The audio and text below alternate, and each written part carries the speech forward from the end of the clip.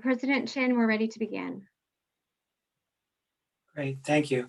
Good afternoon, everyone.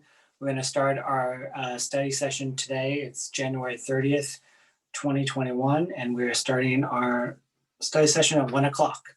First order of business is our flag salute. Do we have a flag for?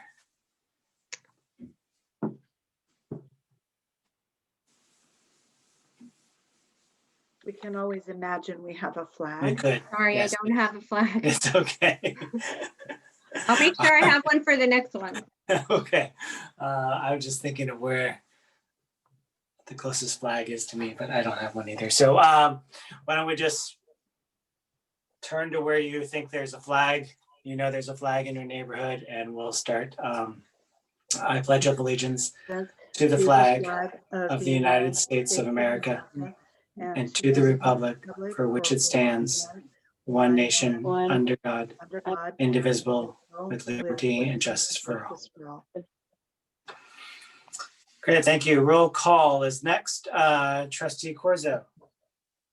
Here. Trustee Proctor. I'm here. Trustee Watkins. Here. And Trustee Warren. Here. And I am here as well. Approval of the agenda, January 30th. Do I have a motion for the approval of today's agenda? Motion to approve today's agenda. Thank you, Trustee Watkins. Do we have a second? I second. Oh, thank I you, Trustee second. Corzo. All right, let's go, Trustee Corzo. Trustee Corzo, we'll do roll call vote. Trustee Corzo. Yes. Trustee Proctor. Yes. Trustee Watkins. Yes. And Trustee Warren. Yes. And I will vote yes as well. So that the agenda has been approved. We're going to go on to public statements. Public statements related to this item will be limited to a time once we determine how many people are on and want to speak. So Diane, I know you're subbing for Peter here. Do we want to just announce that we're going to have public comment now? Or? Yes, I'm happy to go forward. Thank you. To our attendees, please, if you're interested in making public statements on today's agenda item, please remember to use the raise your hand functionality at the bottom of your Zoom screen. Can we also, Noelia, could I ask you to make an announcement about interpretation? Oh, yes. Hola, saludos a todos. Si alguien ocupa traducción, por favor, levante la mano si la tenemos disponible.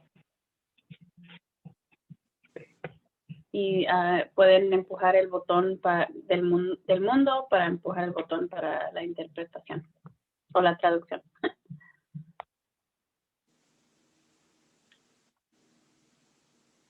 Great. President Chin, we have one hand raised for public comment. Okay, we'll go with the 3 minutes, please. Randy, please go ahead.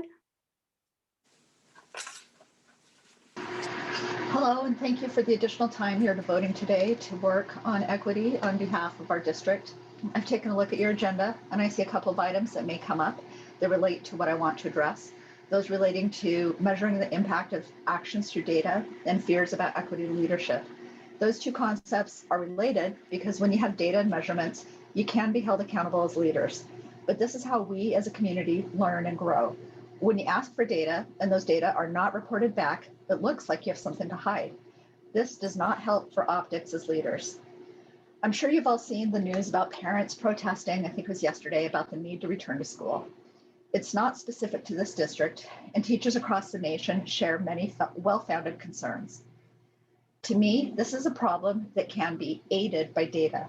You don't need to hide anything, just report the data transparently as they are. First thing that you guys could report would be the seats that are available at district-sponsored learning hubs and the race and socioeconomic status of students receiving invitations to district-sponsored learning hubs and the percent that accepted those invitations. What is the true demand for these learning hubs among those that they were intended for?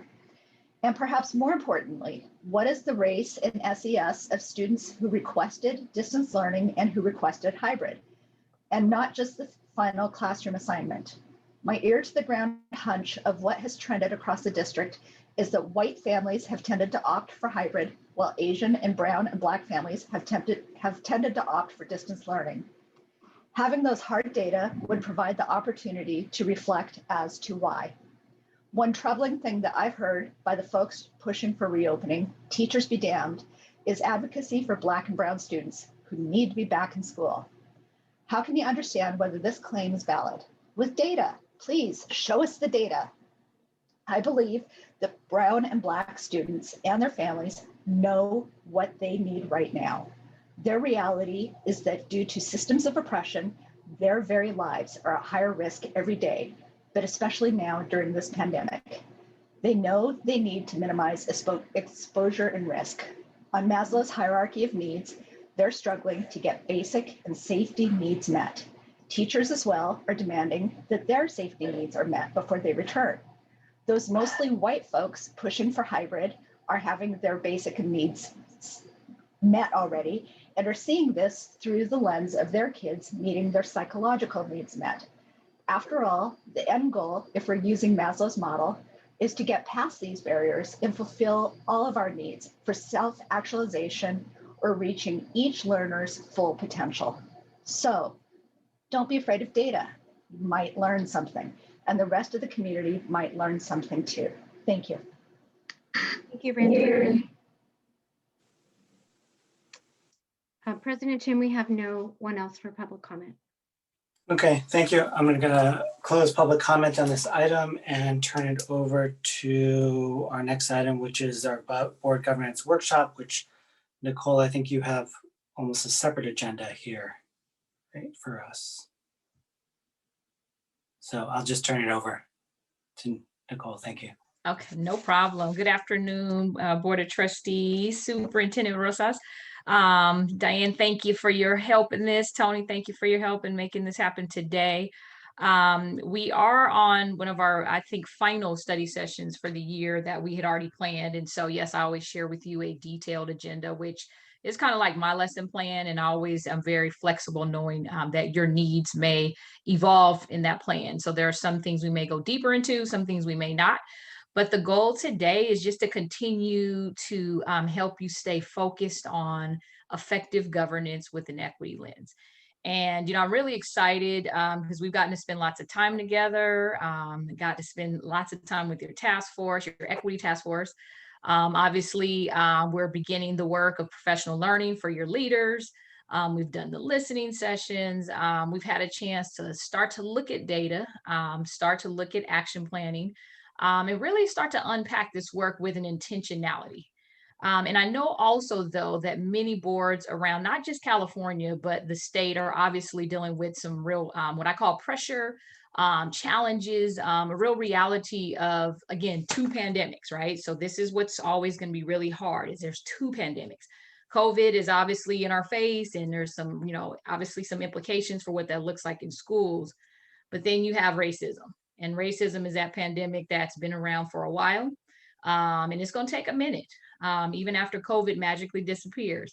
So what I want you to do today is to kind of what I call block out a lot of the noise, because as board members, they're all kind of board members dealing with so many pressures now, so many voices. As you know, I get to work with many school boards around the state.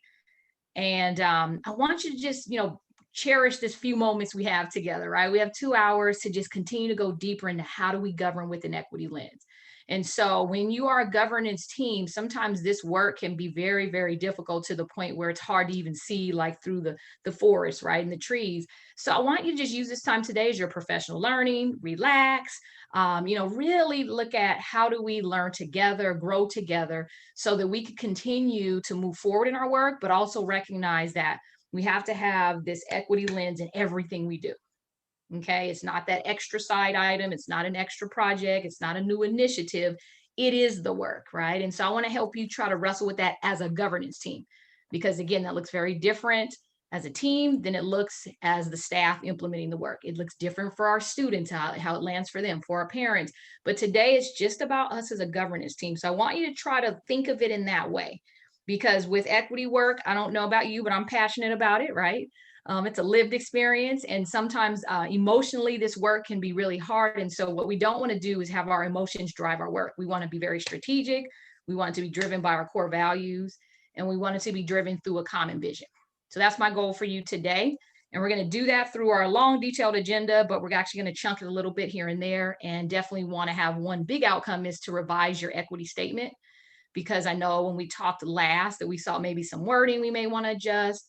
And we may also want to think about, again, how do we apply our equity statement to the work we're doing? Okay. So does that sound all right? Any questions about the agenda? All right, good, good. So I want to jump right in. Let me, I'm going to, for the sake of just reflection, you all may have wondered, like, do we have homework? And so this time I purposely didn't give you any specific homework. What I gave you was an agenda to look at how we're going to actually go through the process. And I think, since we don't have chat, I don't know, Joan, if you are able to just reshare the Google folder link. They already have it, right? This is something you've accessed long before, but I'm going to go back to that folder just to reference, and I'll share my screen. Okay, but there's no specific handouts or anything. Which Google folder are we talking about? I know you're like, which one? So the board Google folder is the one that you shared with me. Yeah. All And right. I can share it right now so you can at least be able to go right to it. If that helps, it make you go right to the top. All right, so what I'm going to be doing is sharing my screen via PowerPoint for now. And again, I want y'all to relax and just enjoy the fact that this is your learning time together. Sometimes the community has to be reminded too that you need your time to just block out and let's just learn together. Okay. So what we're going to do again is we're going to talk about effective governance. I'm going to always continue to go back to that foundation, effective governance, and specifically today with our equity lens. Okay. Not an equity lens, but our equity lens. So we're going to go back to what does equity mean to us so that we can really govern our work with real intentionality. Want to remind us of our 4 agreements. I know that Lisa's joining us for the first time officially when I have been able to be in the space with you. So some of this is kind of just a quick overview recap so that Lisa can be on the same page with us. But one of the things I always go back to is the 4 agreements. It's really important to recognize that we have to create space that's safe for everybody to engage in this work, and that everyone has a place in this work. As you all know, as a governance team, there are going to be groups of people who don't necessarily understand this work. They may want to go fast. Some of them may be resistant, but we do have to remember we are leaders. And when leading this work, that means we have to create the space and cultivate a culture that is safe for people to engage no matter where they are on their journey. And that's really difficult to do. But I want to just remind us, and the 4 agreements is always a good way to just remind us of how that looks, is that we agree to stay engaged, like even when it's uncomfortable, even when there's lots of energy in the room, whatever it is that creates that discomfort, stay engaged in it. Right? That's what equity leaders do. We lean into the work, but we also agree it's going to be uncomfortable. And this is where the community has to recognize, right, that safety and comfort are 2 different things, right? That comfort is about, I want to make sure that I don't feel that emotional tug or whatever. My brain doesn't really process, like, what does that equity thing mean? I heard Randy in the public comment talk about what the needs are of African-American and Latinx families, right? Some people may not understand what that means. That may make them feel uncomfortable for even calling out ethnicity. But the reality is that we have to also help our community know that, yes, we're going to look at the data. We're going to talk about race. We're going to talk about the implications of systemic oppression and racism. And that will make people uncomfortable. And so we also have to remember everybody's in a different journey. So what does that mean for us? We have to figure out, how do we embrace discomfort knowing we're going to grow together? Okay. But also meet people where they are and not make them feel attacked or make them feel like they don't have a place in the journey. And that's a hard balance as an equity leader. Speaking our truth, very important. As board members specifically, you are obviously public officials. So speaking your truth sometimes looks different depending on where you are and where in your journey, but also whether you're in the big governance space and you're in a board meeting, you're individually meeting with your superintendent, you're meeting with a constituent.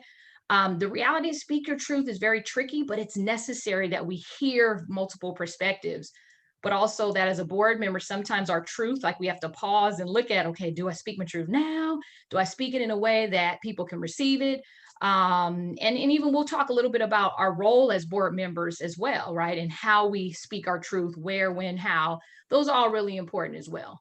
But that is a huge part of this journey, is to be okay with people's truth has to be spoken, and sometimes it may differ from ours.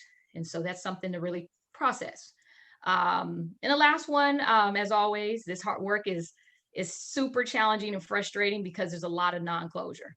So even passing an equity policy, having an equity statement, having a task force, all the great work you're doing, there's still a lot of non-closure because there's so much work to do. So I want you to be thinking about this journey that you all are on, the legacy you are cementing in this district, which is amazing. Everyone's not necessarily doing this work. So I want you to be mindful that it's a lot of non-closure, but we celebrate the small wins and showing our progress. So our 4 agreements, just want to remind us of those. Those are helpful, I think, even in this space here. So are we all still good with our 4 agreements? Okay. All right, good. Good questions about them? All right, cool. So we're going to jump right into our reflective question. As shared on the agenda, I wanted to have a chance for you just to pause and reflect on the equity leadership journey of your board. And when you think about all the great things you've done, like I mentioned, you have so many accomplishments, and you should be very proud of those. I want to say that you should be very proud. You should be very much in a space of, even in the midst of all the noise that's going on, that you have continued to deepen your work. Okay. And some days it feels like you took a step back. Some days you feel like you took a step forward. But the reality is that you are doing work that's unprecedented in the history of public education. I just want you to know that. You're doing work that's unprecedented in the history of public education. Governance with an equity lens is unprecedented work. So when you think about your journey so far, I want you to think about, what are your greatest hopes and greatest fears moving forward? Okay, so I want you to think about that. I'm going to just open it up for each of you to just kind of share a little bit about what's your greatest hope, greatest fear. Okay. So I just want you to really share one, but you may have multiple. So I'm going to give you a second to pause, think, and then go ahead and unmute yourself and just jump right in. Greatest hope, greatest fears moving forward with regards to your equity leadership journey as a board.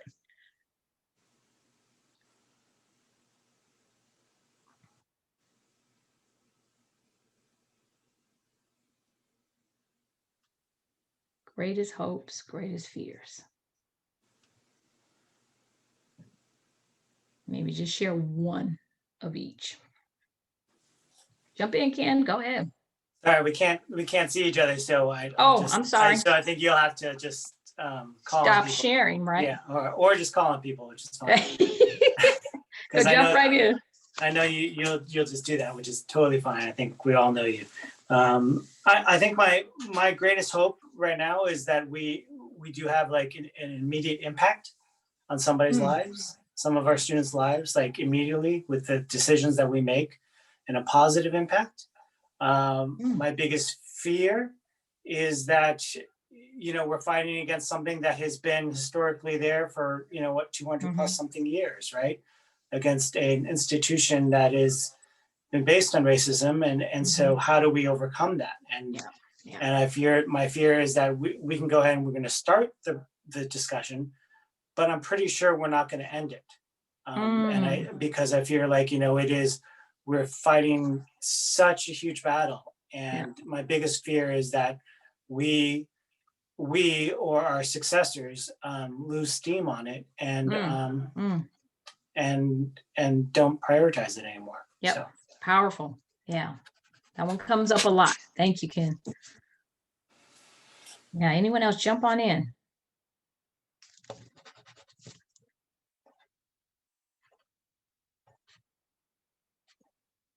What about you, Allison? What are you thinking? It's one of your greatest hopes about this work.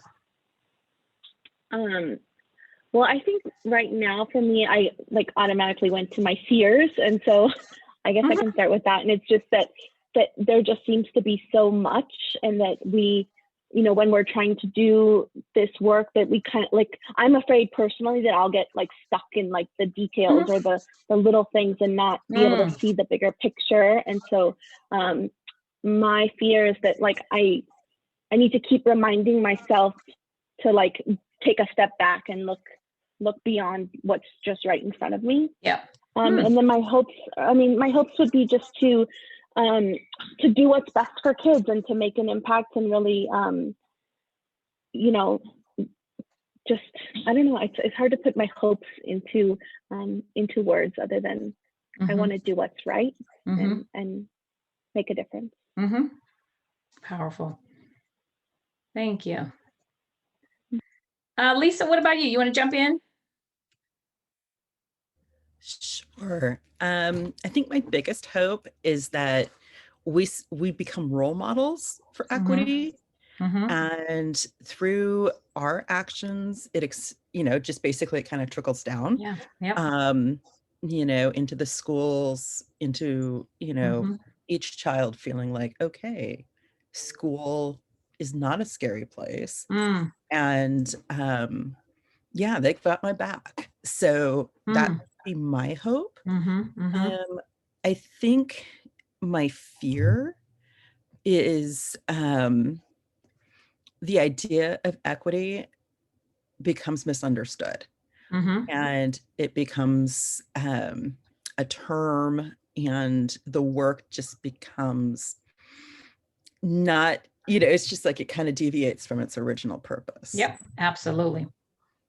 Yeah, powerful. That one comes up a lot. Yeah. Almost like, does it get watered down, just lose its purpose? Yeah. Misunderstood. Well said. All right. Shar, what about you? What are the greatest hopes, greatest fears?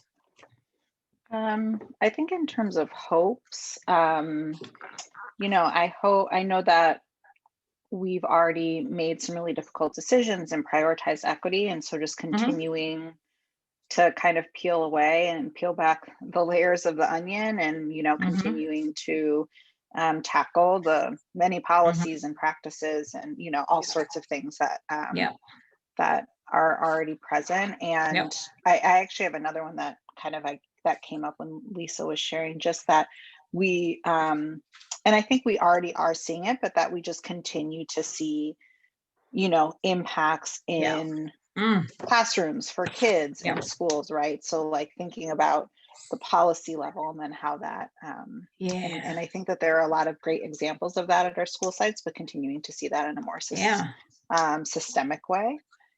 In terms of fears, I think my biggest fear is just around community, both acceptance, but also understanding, kind of, I guess, building off of what Lisa was just sharing as well, right? I think it's clear to the community, like via public comment, that they know that this board prioritizes equity, but I don't think everyone is on the same page about what that means and agrees with, and so sometimes people are advocating for a particular decision under kind of the umbrella of equity, but that decision actually would not further equity, right? And so like so just kind of how do we both build that community understanding and then again, sometimes it's just about being brave and making difficult decisions. So that's a good one. I think we'll unpack that one too, definitely shortly, because that's a big one. I love it that they not only accept it but understand, and I think that's important. Novaya, what about you? My greatest hope is the liberation of our oppressed students and families, and that sounds like really like, I don't know. I imagine that to some people, like it sounds like an exaggeration, but it's really not. It's really not. And the best way I can describe it is just, you know, the ways our society is oppressive to certain groups and certain people, like it all trickles down into every other facet of society, right? So like oppressed people know less about their rights. They are more likely to have their rights taken away from them or be misinformed or fearful. And that is definitely present in our educational system. And it takes a lot of like intentional work to undo that. And even then, right, just in one realm, but like when you empower families and students, they grow up to be empowered adults. And so I don't think it's actually an exaggeration, although it may sound like to other people. Yeah, no, I appreciate you speaking your truth. What about your fears? My fear is that I'm sorry. Speak your truth. I'm like Take crying your all time. the time. Speak your truth. Take your time. That I don't do enough to help them, Yeah. or that everything that we've worked on be undone, or you know, yeah, those are my fears. Yeah. Well said. Thank you, Noelia, for speaking your truth, and I'm sure many of us can agree. Yeah. I just want to acknowledge you for being reflective about self, because what I heard you say is that I don't do enough. And that's huge for equity leaders, right? To always be reflective of, am I doing enough? And I think looking at all of your hopes and fears, and Joan, I haven't forgotten about you, but looking at all your hopes and fears as a board, like how are we going to take those and then really think about how is that going to impact us moving forward, right? In our decision making as a policy maker, right? Which is very hard, considering now I'm going to ask Joan, your superintendent, right? Who's the doer, the implementer, which it's a very different dynamic. So I appreciate you all sharing that. And so, Joan, I wanted to ask you to share greatest hopes and greatest fears as you see this work moving forward. So you're right. The board policy then leads to staff implementation. So of course, my greatest hope and expectation is that the work does support the success of all of our students, and especially those who have not traditionally done well in our district. So that the work leads to positive action. And then the greatest fear is something that I think any staff member would tell you, that the work takes so much time. And time is not our friend in this situation. Every year goes by and we haven't made movement. It's lost time. We have to understand how important the changes are. So I think it's not so much a fear as a reality that these things take time, but time is not our friend. Yeah. That's a very real one. Wow, powerful. Thank you all for sharing. And those of you that I know this is really focused on the governance team. Obviously, there's staff on the call and the community. And I want you to be reflective about that question that I shared, because I think as a community, I think, Shara, you mentioned that about the community acceptance and understanding. I thought about the collective understanding, right? This requires the entire community, whether it's staff, students, families, parents, communities, partners, right? There's so many folks who play a role. And so I really appreciate you sharing just kind of your collective understanding of, we have hopes and fears, but this has to be really a common vision for this work. And some of the barriers, right, that come is because of some of your fears you shared, right? But then what I'm so excited about is your hopes actually can overcome those barriers. And so being reflective about that is something that I encourage you to do as a board more often, whether individually or as a collective board, right? Is to really look at and unpack what is going on, right? In terms of how we feel about this work. My other prompt that I often ask is, what are you most proud of, right? And what are you most concerned about? And I think that's a great prompt to look at in your future study sessions together, whether I'm facilitating or anyone is doing it. I think being very mindful of, what are you proud of, right? Because what you're proud of and those accomplishments are actually those things you leverage and then create what I call replicate them so they can be systemic. I think Shar had mentioned about looking at systemic change and impact. So you are doing great work.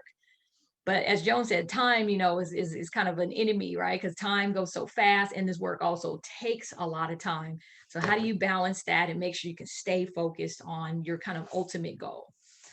And so one of the ways I want you to think about this, and I know, as you're taking notes and thinking about kind of your own learning, I want you to go back to when we talked about the concept of effective governance. You remember I shared that like every session, right? And I don't skip that on purpose, because what is so critical to this work is that as you begin to go deeper and deeper, the effectiveness of your governance team, that your protocols, right? The way you make decisions, how you communicate, how you make a decision about a policy, how you discuss policy, how you discuss resolutions, everything that goes into that, it has to be an effective structure. Because if it's not, then you add the layer of, okay, let's do this with an equity lens. It becomes very difficult to do. And so, and it becomes a distraction is what I call it, right? Sometimes what I call ineffective governance, and it's not saying your team is ineffective, but it's moments in time that can be barriers to your equity work if you're not really focused on, okay, let's keep on going more solid with our governance. So even having a new board member, right? This is always a time when you do like onboarding and right, and you have a chance to look back at the handbook and you go through your protocols. That is a very important part of this work. And I don't want to downplay it to say it's not important, because I think that you do have to go back to what are our basic agreements? What is our protocols, our norms, our understandings of how we're going to do our work? Very important. But I also want to say that once you get that layer, then we have to go into being more strategic. And how do we do that with an equity lens? So I'm going to share my screen and just give you a couple of reminders, just visual reminders that you may recall. So one is just thinking about how do we actually look at it from a systems approach. So when we talk about this work, like even your handbook, right, like your very technical stuff, which kind of shows up at the top of that pyramid, that inverted triangle, what you'll notice again, your policies, your practices, and even how you make decisions about resources is your structure. And how you do that shows up in your handbook, right? Shows up in your protocols. But then what I'm going to remind you about when we start going deeper into our effective governance, right? We have to remember there's a lot more to the system, right? We have to talk about relationships and power dynamics and the mental models. And I keep going back to Shar, you mentioned about community acceptance, understanding. Those are mindset issues. Those are belief systems. Those are the things that we have to consider even when we're looking at just our basic structures. So I always like to make that connection, and we'll talk about that a little bit towards the end when we talk about policy to drive your work. But you all remember our board assessment. Do y'all remember that?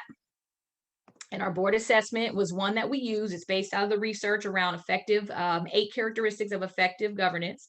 And I just want to remind you these, we're not going to go through it, but remember, this is something that I always encourage boards to do. Maybe once a quarter might be important, or every quarter, because you want to go back to, are we effective, right? We have to move our work with effectiveness. So things like, thinking about, okay, do we have a common vision, right? Is it about high expectations for all kids? Do we have shared beliefs? Because all of you come together as 5 board members, right? And you all have your own individual beliefs, right? Your individual view on this. But as a governance team, right, we know that effective governance means we don't operate individually. We don't operate on our own agenda, none of that. But that beautifulness of all of you being unique, right, is important. But you come together as one. And that's when we look at, like, we close it and it's a fist, right? So we have common vision, right? Almost like the elephant blind man poem, if you remember, right? They're all touching the elephant. They all have different perspectives, but we have to understand it's the elephant. Even if we have a different views on how we see that elephant, we still have to come together. That's a big part of this work. And we're going to unpack that in a second. Your collaboration, right? So how you collaborate with the staff, how you collaborate obviously with Joan and any of the staff, understanding even that protocol for that is super important in terms of your communication.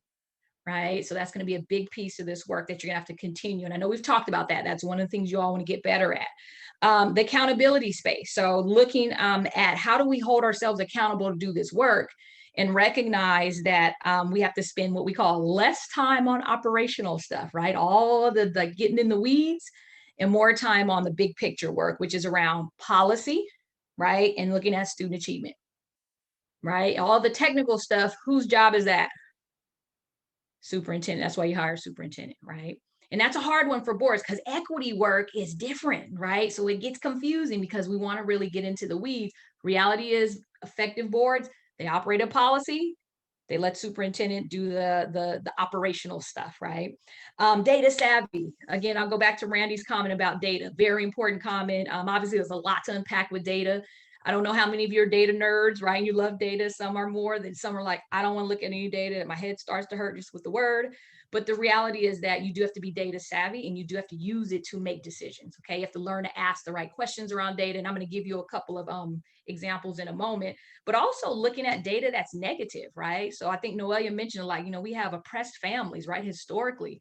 And the reality is that we have to be able to look at that data, which is negative to some degree, but still look at it to drive our work and accept that this is who we are and we have to do things differently at the policy level. So very important. Aligning, monitoring, sustaining your resources. So specifically, I always call out professional learning. And I know that you all are, have a budget for professional learning, but always looking at how do you allocate your resources so that they actually support your equity-driven vision. And that's going to be a big part of us having those questions when we make decisions about our budget. Leading as a united team. So I go back to that, the 5 fingers, right? So we all have individual perspectives, but effective teams lead as a team.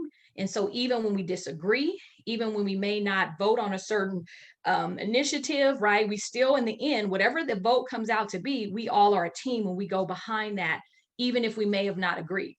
And that's when it's going to, I always push you to back up to decision making, right? So when we make decisions, we all have very full understanding and we all have a common vision. So eventually the goal is you always, have kind of a 5-0 vote. Like that's what we want effective boards to have. But we also know, again, everybody has different perspectives and that's important.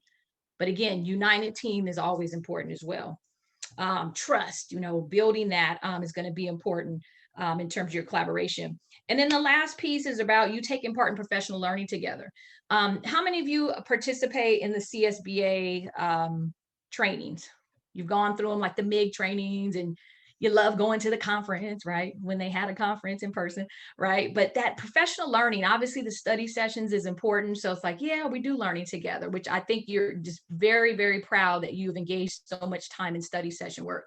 But you have to learn together. And this means not only together, but also the commitment after the meetings are over, when you have those packets that, your superintendent puts together.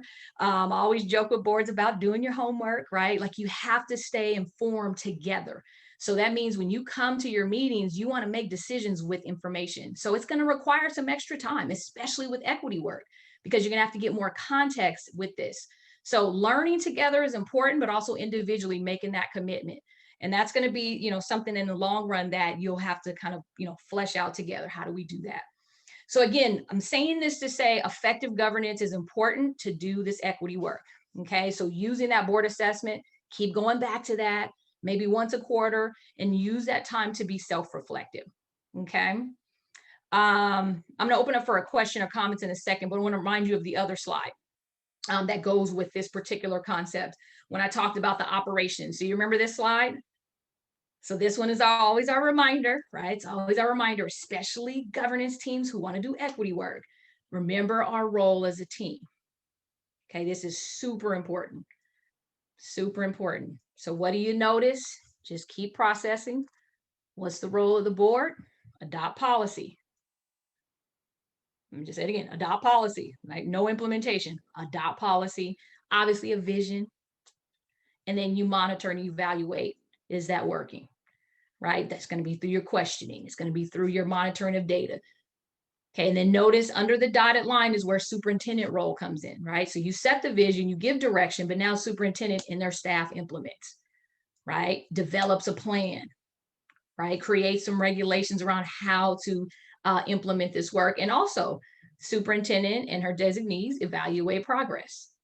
Okay, now how does that look? When you look at the dotted line, it's dotted for a reason because there is collaboration, right? There are moments you have to go in each other's lane, as we call it.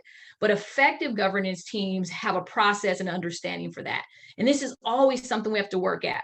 I'm going to give you, just a little context in thinking about how I recently found out the bittersweet news about Dr. Rosas, and while I'm excited, right, I'm also just like always sad when we have a great educator leave our system, but I understand retirement, and so I'm actually a little jealous. But at the end of the day, when you think about the fact that now you're going to start looking at, I think today later on you're going to talk about what your vision is around hiring another superintendent, which is a big deal. Like that is the most important decision you actually make, is you have one employee, right? And so this is a great time to remember, how do we envision that? What is that role going to be? And here's the downside. You're going to have to reestablish this with whoever that new person is. So this is going to be a really good one to go back to when you all start to talk about how are we going to create and continue. One of your fears was that this work stops. We would never want our work to stop. But one way it'll stop is you get new leadership, right? So you have to have that vision for what do you want for this work to continue, right? How do you continue the work that you've done with your current superintendent, and how do you want to continue moving forward? That's a big part of this work. So I'm going to pause for a second. Questions, thoughts about effective governance? Anything that's coming to mind before we jump into our equity statement work? I feel like this is a good reminder for me, just because I have it so ingrained from my work and everything that, you know, okay, we've adopted these visions, we've adopted these policies. Okay, now we need to act, because that's what's expected of my other job. So being kind of the freshman of the group, it just feels like I'm still kind of in that like adjusting to the role, sort of a position, and just kind of learning how to differentiate roles, and not have like that one role kind of permeate through everything. Absolutely. No, Lisa, I appreciate you bringing it up, and thank you, for saying, like, I recognize I'm the freshman member, right? So there is a lot to learn. And coming from, if I recall, Lisa, were you in the education system, or I'm a registered nurse over at Stanford. That's right. Okay, that's right. But parent, if I'm not mistaken. I am a parent, and I am the garden coordinator at Park School. Got it. So, I mean, I want to use what a great example, Lisa, and I share this a lot with boards who have new members, especially coming like, what's interesting is whether you came from the education side, like you might have been a teacher, a principal, you name it, that looks very different from someone who's come from outside the system, right? So wrestling with your role is very normal. And I just appreciate you being reflective about it, because you learn together. And one of the best ways to learn is to constantly be in communication, right? Like, obviously you all have set meetings, whether you meet with your superintendent, meet with your board president, but really communicating effectively is important for this work. And understanding, like, you will make mistakes at times, right? And being, I think, open to learning is part of that, number 8 on that assessment, right? Is to be able to learn together. And simple things, sometimes there's small things, and we just, personalities have to come together, but you create a culture for how to do this work. And so you'll learn, right? And along the way, you ask questions. And I think that's what's really important for veteran board members versus board members who are new to it, is to really recognize we have to come to a place of having a good relationship. And this slide here on the screen is a good one to remind us, like, okay, if I'm going to make a decision, is this my role or superintendent role? And sometimes you just ask, right? So here's a great example. Your community typically sees you as a power structure, right? So they're going to come, they have some issue, right? That they may want to skip the line, right? On the hierarchy of leadership and come from the school level, skip the principal and skip the superintendent and come to you, right? Great example. It happens all the time.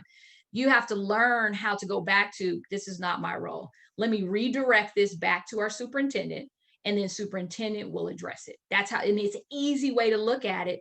But as you go through, you learn a process that works. You learn our protocols. And people have to be taught, right? Some people don't know because, Lisa's my friend or Allison's my friend. I can just, skip the line, right? I've done it, where I have privilege because I know people, but it's like, wait, let me remember that's the superintendent. I don't want to overstep my role. So sometimes it's about asking, just, I'm not sure.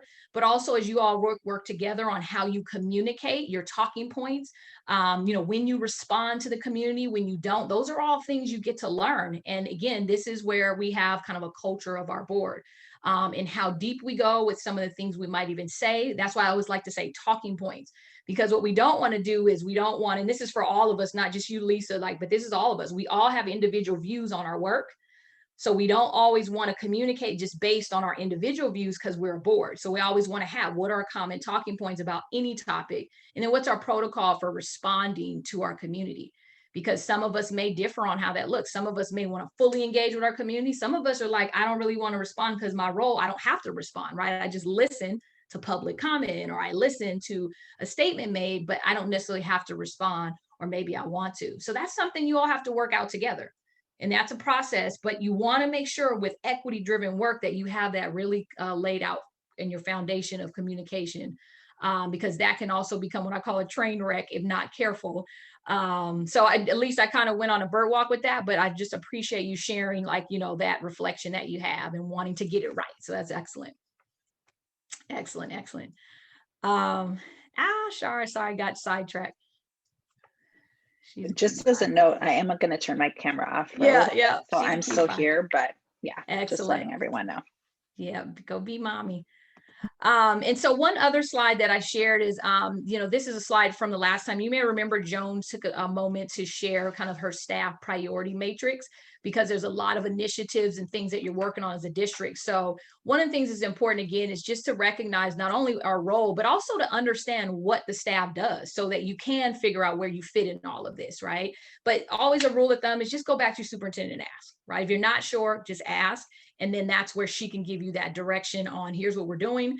And the conversation we had last session, which was more around what are our priorities, right? Like, how do we prioritize the work so that we can really not drive our superintendent nuts or our staff nuts by having all these questions, but specific to what is the work we're prioritizing. And that takes time with equity work specifically, because there's so much to uncover. So that was really the spirit of that piece that I want to share with you before we move into what I think is super important is looking back at your equity statement. Like, what does equity actually even mean, right? So we said it like 1,000 times today, but what does it mean? It's our vision, it's our work, but continuously learning about it is important. And this is just a recap. You may remember that as I gone through each session, wanting to just make sure you understand, like, what does equity mean? You have to be able to speak to that as a board. If you're about equity, what does it mean? Okay. And then obviously, what are the challenges so that you can start to be proactive, right? And not reactive. But then also, what do we do about it? And that's where we talk about a systems approach, even beyond the policy level. So today I want to spend some time on what does equity mean? Okay, so you all have your own statement. I'm going to pull that up in a second, because we're going to look at, do we need to revise it? What does it mean? How do we apply it? Where are some examples of where we've seen equity? But remember, just basic general concepts that the community should understand as well, is that equity and equality are not the same thing. Right? Very important for them to understand. That's where some of you are going to struggle with the resource conversation, right? Because people are going to push back. You're taking from our kids to give to those kids. That is a very common statement in school districts from our families. And it's because there's a lack of understanding of what equity is. So again, equity and equality are not the same thing. It is about giving students what they need, and specifically when they need it, when we talk about timelines for governance teams. The reality is some kids need more than others. And that's even kids within the same groups that mark that box of ethnicity or gender or socioeconomic status. They're not monolithic, but the reality is some kids need more than others. And that's a process we have to continue to wrestle with on how we communicate. Student success is demonstrated in different ways. So as you're looking at data, one of the things that data savvy boards do is they look at data beyond even just what the community sees, which is that big, beautiful data dashboard with all the colors, right? But what does that mean? Well, I think Noelia mentioned about historically, there are kids and families who have been oppressed, right? And one form of oppression is actually through our metrics in schools. How do we determine what success is? So test scores are something that you look at. You all are familiar with LCFF, right? Which is a whole concept around, you know, your accountability system about how you allocate resources. And it's reflected in your LCAP. But the reality is that some of the metrics for success are limited when we talk about what are ways that kids actually are successful outside of chronic absenteeism, test scores, your discipline, right? Like those are things that show up, but there's some other ways to unpack those. And so how do we acknowledge that kids may fall in different time frames and times and spaces where they show success in different ways, right? Maybe not even in our time frames. So we have to be mindful of that. And historically, those kids who have been not served well in the system based on our history of public education, sometimes we have to see that success wasn't designed for kids historically, for all kids. So that in itself has to be something we recognize, that we have brilliant kids in school, brilliant kids who happen to show up as poor, brilliant kids who happen to show up at the bottom of the achievement gap. Brilliant kids, but how are we defining success? And is it just based on our historical version of success, or is it based on how we've defined it with multiple metrics? Okay. And that's where, again, go back to what is equity? it's almost synonymous with success for kids. So that's something we're gonna have to unpack with equity. Intentionality. So this work is about being intentional. Okay, as a board member, it's about not only changing mindsets, right? Our belief systems about this work, obviously policy, but even practice has to change. And that shows up in what you recommend for the staff to really implement. But ultimately, this work is about the constant interruption of a system. I'm going to say that again. This work is about the interruption of a system. That's a big pill to swallow for governance teams, because that means that you're going to change policy that's going to shake things up and create, comments from public and pressure from the public that is going to be tough. But once you've defined it and you communicate that and it's your vision, your why, eventually that interruption won't seem so dramatic, right? But it'll be just, this is what we're doing. This is our why, is our system was never designed to be equitable in education. Okay, so that's a big deal to remember. Okay. Questions about that? Okay, just a recap. That was just a recap. And I know Lisa being newer, I wanted to make sure I just, touch that again and reemphasize. As board members, you want to make sure you can articulate what equity in education is, because the pushback is going to require you to teach the community, right? So eventually, yeah, you got to be an expert at this. If this is your vision, you got to know what it is. So another way to think about it is I often use these images. So you all, this is kind of for the community to see too, is you're kind of sharing and articulating your vision. Obviously, equity and equality aren't the same thing. I love the part Noelia mentioned, liberation, right? I'd see that eventually, that in the long run, you'll just remove the barriers, right? And we won't have to look at it as shifting resources and, limited resources, but that we don't have limitations to resources and we don't have those barriers, right? And that's a big part of this work. But the reality is that why do we even need equity, right? For your community, why are we focused on equity? Because the reality is very much what we're experiencing, right? Some kids have more than others, and that shows with unequal opportunity for success. And the reality on the right side is that the way we get to this is that everyone doesn't see that, right? So how do we take that time to, again, go back to the elephant blind man process to unpack what equity means so that we all have common vision?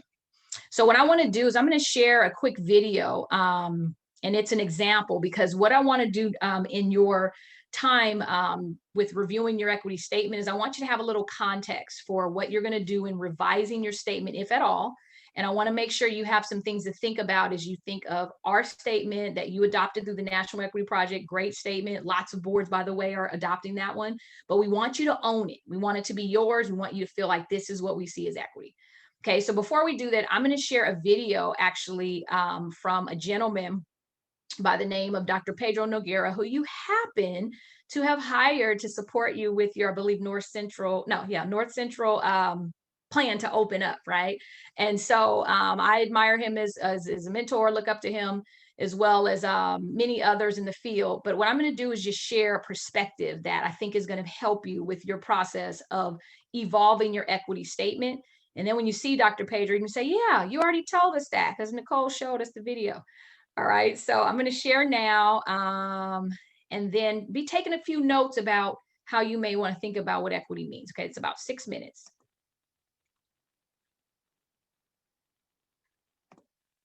All right, there we go.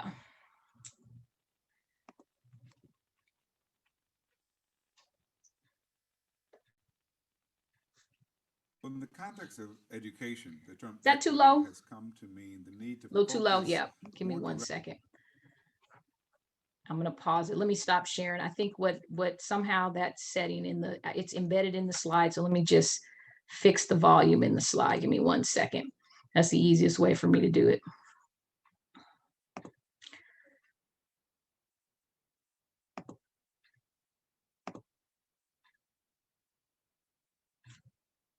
I'm saying that in theory, but let's see. Why is it not working all of a sudden? Let me see.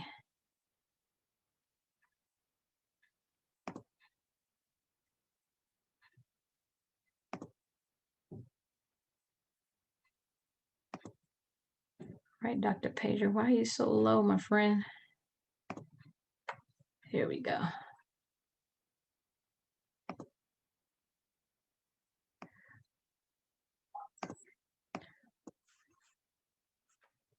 All right, I think I figured it out.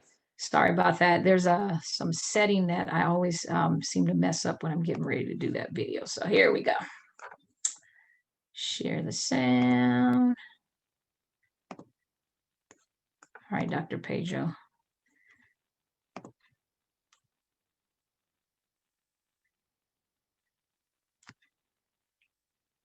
In the context of education, the term equity has come to mean Right, the better? need to focus more directly, not simply on equal opportunity, that is making sure that kids have access to schools and the opportunity theoretically to learn, but really focusing on outcomes and results. And the analogy I often make is most parents practice equity with their kids. That is, we don't treat all kids the same because they have different needs. And when in schools that are really focused on equity, they're trying to meet the different needs of kids and do so in ways with a focus on outcomes. Schools are set up to be the equalizer of opportunity. That was the mandate early on, was that we would use education to promote merit, to promote talent, and so theoretically, you'd want to make sure that all kids, regardless of background, got similar educational opportunities. But that's not what we do. Obviously, if you go to school in the South Bronx, you get a very different education than if you go to schools in Scarsdale. But what's more, even within schools, we exacerbate inequity because in many schools, there's a deliberate practice of assigning the best teachers to teach the highest achieving kids and the least effective and least experienced teachers to teach the high need kids. This never works, but schools consistently do it largely because it serves their political purposes of both appeasing the parents of the high achieving kids and appeasing teachers with seniority. Parents play a critical role in influencing what schools do, and sometimes they can exacerbate the inequities. And that's because the affluent parents who are highly educated and have lots of time on their hands can put pressure on the schools to get what they want. You can never blame a parent for trying to get the best for their kids. However, sometimes what that means is that some kids are getting more because their parents are able to put the pressure on, lobby the schools to get resources directed at their kids, whereas other parents either don't have the time, don't have the know-how, or aren't treated in the same way when they engage schools, and therefore their kids don't get served as well. Well, the only way to really create equitable schools is to really focus on that as your goal, and making sure that, first of all, you have good leaders who have a vision that combines a commitment to academic excellence to a commitment to equity. And that's important because in this country, we tend to see the two as being conflicting goals. We tend to think that the more we do for excellence, the less we'll be able to do for equity because in our mind, there's only a small number of elite kids who are excellent, and we're going to give more to them. And that's what, for example, we're doing gifted programs. We give them the best, and then we forget about the rest of the kids. So we build in inequity. When we combine excellence and equity, what we're focused on is how do we make sure that all kids are exposed to high standards, quality teachers? How do we make sure that even the kids who come in who are further behind, who need more help, get that help? What we really should be aiming for are kids who are learning ideas, knowledge, and skills that they can apply to their own situation. So they can understand the utility of what they learn and how it's relevant to their life circumstances. So I'll give you one example. A teacher I was working with in Oakland, California, she had to teach environmental history, or environmental science rather, and she was interested in making connections between the students' lives that she was teaching and the subject. And so what she did, she asked me how she should approach it. I said, why don't you spend some time exploring this neighborhood? And you might get some ideas about the most critical environmental issues in this neighborhood. And the neighborhood was West Oakland. It's a neighborhood that has a lot of heavy industry, a lot of traffic. It's an area with a lot of toxic sites. And as she drove the community, she saw that. She also saw that there were a lot of families in that community that had gardens in the backyard. And she imagined that many of those families were eating fruits and vegetables from those gardens and not aware of the fact that the soil was probably contaminated with lead that was coming into the soil from the atmosphere. So what she did was she designed a whole unit with her students, for her students, on the effects of lead in the environment. And it started by showing how lead goes from the industry or from the cars into the atmosphere, how it goes from the atmosphere into the soil through the rain, what happens when you how it goes from the soil into the plants, and then what happens when you ingest those plants, particularly in small children whose brains are first developing, and lead contamination really can have a very damaging effect on the development of children's brains. She then taught her kids how to do soil testing, and they went out into the community to test the soil for lead content, and they mapped where the lead contamination was greatest, and they produced these very intricate charts showing what was causing this contamination, that is, its proximity to a freeway or to a foundry or some other kind of heavy industry. After they produced the report, the kids were very concerned because of what they'd learned. And they said to the teacher that they felt they had to do more than merely produce the report, that they needed to do something with the information now. And she agreed, and they contacted the county health commissioner and approached the county health commissioner about doing something about this problem. And after reading their report, hearing them speak very intelligently and passionately about this problem, what the county health commissioner agreed to do was, first of all, send out a letter to all the residents in this neighborhood in West Oakland, warning them of the effects of toxics, lead contamination in the soil, but also offering free topsoil for any family that wanted gardens but didn't have the ability to get clean topsoil.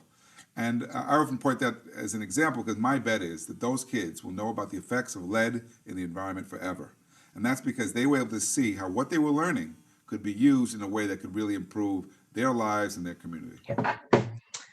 All right. So as you heard Dr. Noguera give not only kind of what equity is, right, but also he gave an example of how that looks on the ground level, right? And some of the things I go back to what Noelia shared about, you know, historically making a difference even beyond school, right? So this work is about liberating kids and families. And that was kind of a perspective of kids who live in a toxic neighborhood, but just think about how that works for kids who may not live in that toxic neighborhood, but what they get to learn because they may have affluence, they may have access to resources, but they learn where they can advocate for supporting, right, and using their privilege, right, using their resources as adults, right, to be a part of this work, because this is a movement that everyone has to be a part of. So as you're thinking about what you heard from Dr. Noguera, I want you to share anything that's coming to mind about your kind of maybe new thoughts or new epiphany about what equity means. And then I'm going to share your statement so we can go back and make some possible revisions. So just jump in, anybody. I thought it was great that, especially when it was using his example of the teacher who actually went out and saw basically what her students were being you know, exposed to, and then using that to weave in the educational concepts and goals and things like that, and made it really relatable. And to me, I mean, that right there is equity, and not everybody who's in that lower socioeconomic area, or you know, at one of those schools that is historically more colorful than some of the other schools. You know, it gives them an opportunity to just to do something that normally they may not have the opportunity to do. Yeah, absolutely. And so that's where I see our work being is how can we give all of the students experiences like that, but ones that fit within what they realize and what they know. Absolutely. Powerful. Yeah, and Lisa, as you're thinking about that question, you know, think about it from a policy perspective, right? That's going to be the interesting piece. Like, how does that policy support what Pedro was talking about, right? That's going to be interesting. Yeah, we're going to unpack that in a minute too. Anyone else want to jump in and add to Lisa's perspective? I think one of the things that stood out to me, and I'll be interested to see how and if it's reflected in our current definition. I can't remember off the top of my head, but I think the focus on the outcomes piece of things, right? Like you're wanting to provide access so that you have particular outcomes, and so I think calling that out specifically is really important, right? Because if we're not actually changing that, then right, like that's the point. And so I think just calling that out specifically is really important, and like what outcomes specifically too, right? Yeah, that's it. Yeah, and that's going to be one that we're going to have to tackle in a little bit. Like, what does that actually look like, right, in action for us at the policy level, which is always that tricky part. Yeah, thanks for that, Shara. Go ahead, Ken. I'll just piggyback off of that. The idea when he first started talking about how in some ways we all use equity for our own children. And Yeah. and the idea is, I mean, that's a really good, easy way to sort of explain it. I think, you know, talking about outcomes, we all want sort of the same outcomes in some ways. The kids do well, they graduate high school, they go on to college, you know, those are the outcomes in some ways. But we all know each of our kids are sort of different. And so we do treat them differently and different, and each of them need different things. And so I think, you know, that does resonate. And I think that's a very good example to explaining how we want to take that and bring it into the school system. So. Yeah, it is a good example. It speaks to people, right? Like if you could think about if you were sharing that with a parent who was kind of pushing back, right, on this work, because it's going to happen. You're going to have parents who push back because they just not understanding why, not understanding the reality. But that example was very much where parents could see like, oh yeah, I got 3 kids. I can't do the same for all 3, right? Like, yeah, we're going to feed them dinner. All of them get dinner, but one might be hungrier than the other, right? So I got to make more food because I got a 14-year-old son who's growing, right? Versus a 7-year-old who doesn't eat as much. He likes to eat junk and snacks all day, right? Right. I mean, literally, it's the same exact concept. So I'm glad that resonated with you because I think, you know, in the end, you all will have to be that video, right? Like you'll have to be the Pedro for your community because you're the visionaries for this, right? You're the policymakers. You are the leaders of this work in the big scheme of things. So it's pretty powerful. Are you all ready to look at the statement or you have any other thoughts before we go into your statement? And I should say, do you want to take a quick 5-minute break? I just should ask that too, because I always like to look at taking a break and when we've been in for an hour. So President Chin, do you want to think about a 5-minute break for everyone? No, I mean, unless anyone needs it. I know we have a hard stop at 3, so I right, think and you have another session afterwards. So I know, I mean, another, meeting after. So it's up to you all. I just want to make a check.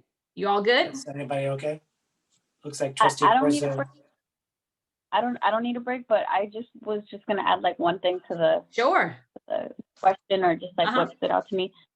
I think like sorry, that's my dog. I love when he makes that noise.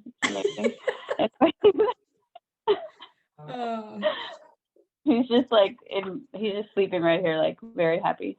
Anyways, something that stood out to me is just like that concept that kind of reality that he shared that you know, the families that have the time and the resources to advocate more are usually typically getting more. This is something that I feel like I see even in my work that I do with Golden Gate Regional Center and just like in, you know, even working with kids in the foster care system. It's always okay, what am I trying to say here? Basically, like for me, like when I have seen situations like that, I'm not upset that like these people can get this much more for their families. I just want that for every kid that needs it. You know what I mean? Like if you're able to get more, like that's okay, but not if it's taken away from other kids that need more.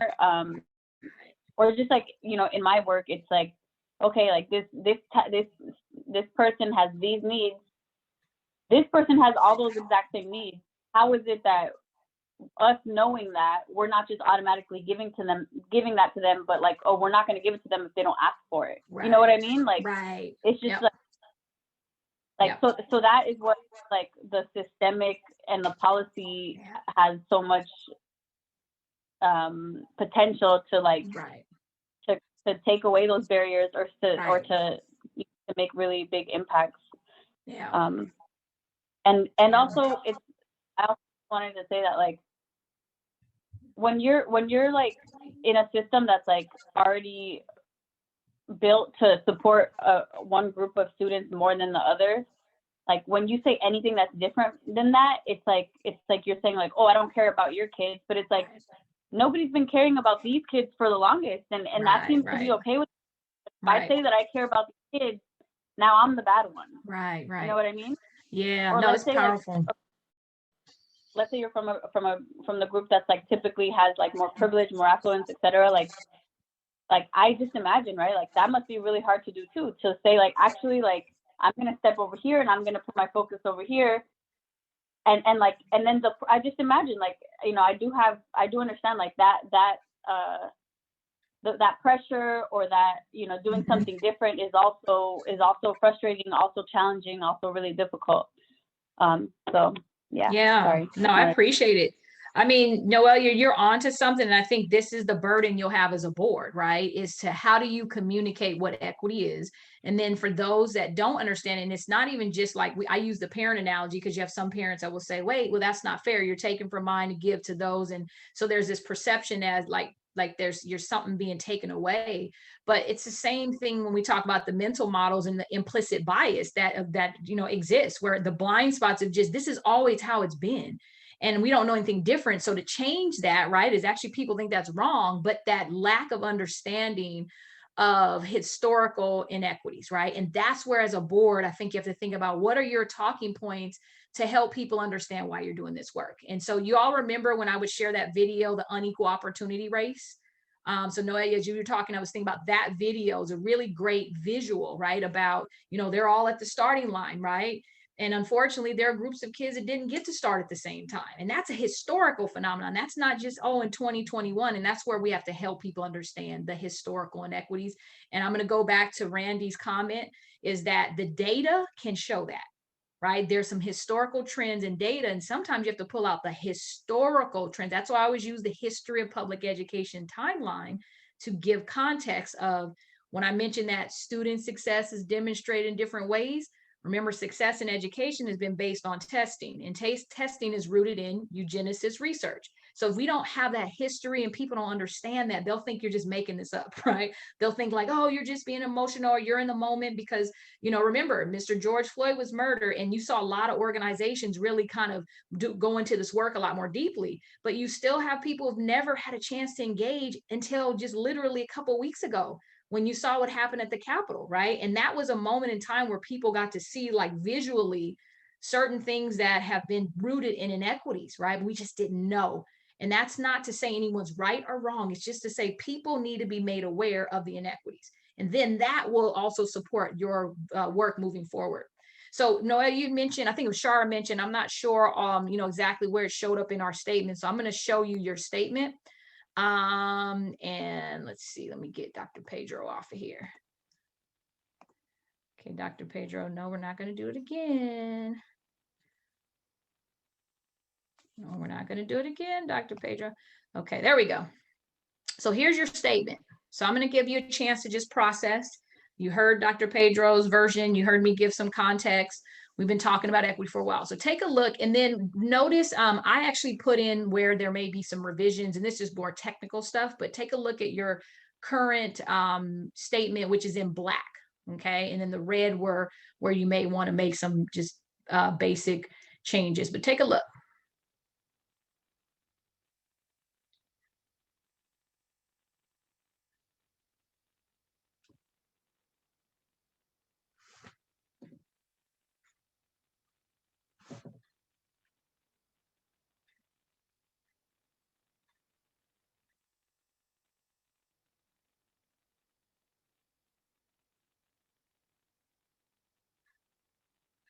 And as you're looking at your statement, besides just grammatical things that you may want to change, because words matter, be thinking about, as I think Shara shared, like where an example of this actually exists, right? Where you see this playing itself out. It's really important because words matter, but how do you see this actually in real life, right? How does this come alive as you're looking at your statement? So just continue to just silently reflect, take notes, because we're going to go back and look at where do we want to revise so we can amend our current statement.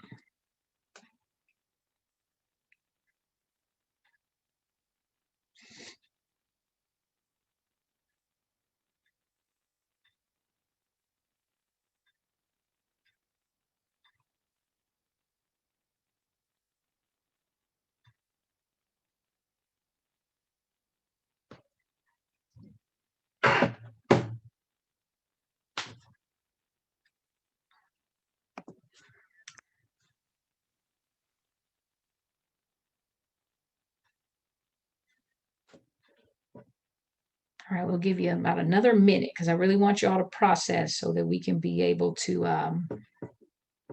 make an informed decision about what we want to amend. So about 1 more minute. And again, be thinking about how does this look? Maybe there's some examples. And then also write any questions you may have.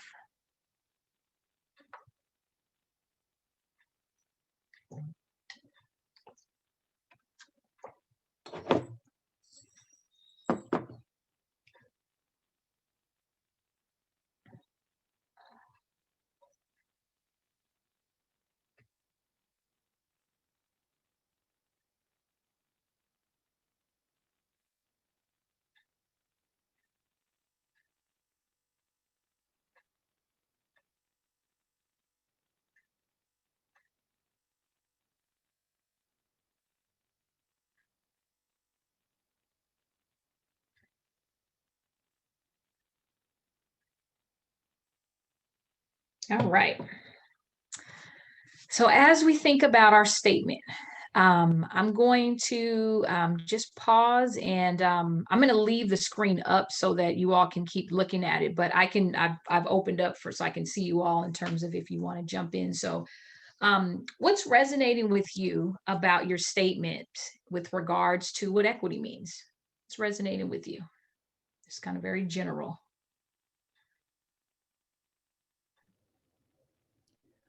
For me, I feel like this is like 99% like covers everybody.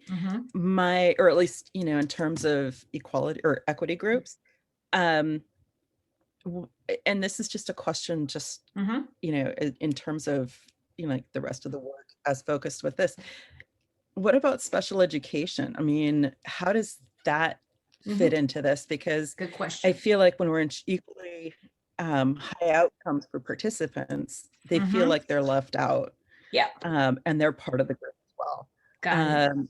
You know, interrupting inequitable practices, examining biases. Yeah. Again, you know, that group is in there too. And I think realistically, I mean,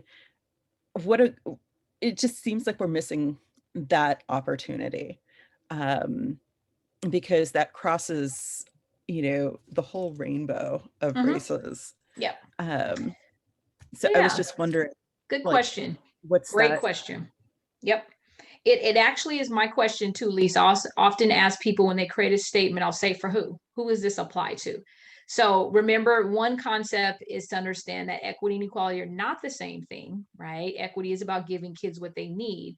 But I do push people to think about for who, because equity applies, and let me make sure this is clear, it applies to all kids, right? Like I have a need, this next kid has a need, like all kids have needs. So you do go back to that Maslow's hierarchy of needs, you know, conversation is every kid has needs, right? If there's a kid who has, you know, all fours in the report card, they score very high on your standardized test, but they're suicidal, right? They don't have self-esteem. They don't have good relationships with their peers or with they're being bullied, right? It's like, is success happening for that kid, even though they meet all those metrics for success? And that's what you're going to have to wrestle with, which has nothing to do with, I didn't say anything about ethnicity, right? Or anything about their social cultural profile. It was more about them as a human, which is where that third bullet calls out really all kids. But the other piece of it is this: equity is about closing gaps, because there are some kids who don't have and some kids who do. So that's where you do have to wrestle with what is it. And it goes back to that first bullet, right? Is that you're removing the predictability of success or failure. So that's where I say, you know, this specifically has to be the lens for what you want to see. And what is the predictability for success or failure goes back to the data, right? Who are the kids that typically are always not served as well? And so special education is a great one to call out. But then you all have to decide, like, do we call out all groups? And so I think the second bullet, I'm sorry, it's still the first bullet, talks about racial factor, right? Social factor, cultural factor, right? So those are kind of the ways to call out those groups. So how do you see where special education fits in there? You may want to call it out, but you want to be mindful as you can start calling out religion, you can start calling out language, you can call out every type of kind of data point. So you have to determine as a team, is that your lens, right? Because equity is about closing gaps, and it is not necessarily about all kids in that sense, if that makes sense. It has to really be reflected back into the data. Who is it that's not served well? So special ed may be a legit one, you know, based on what you shared, and I know based on the data you all have talked about. So great question. Any other thoughts? That's a really good one she brought up. Anything else that's resonating with you that we may need to consider? Just things that you're thinking about that you maybe have a question. What's sticking out to you? Something that's sticking out to me is the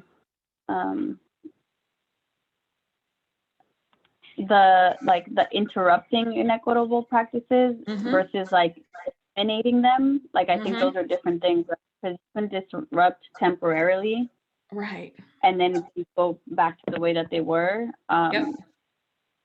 So that was something I was thinking about.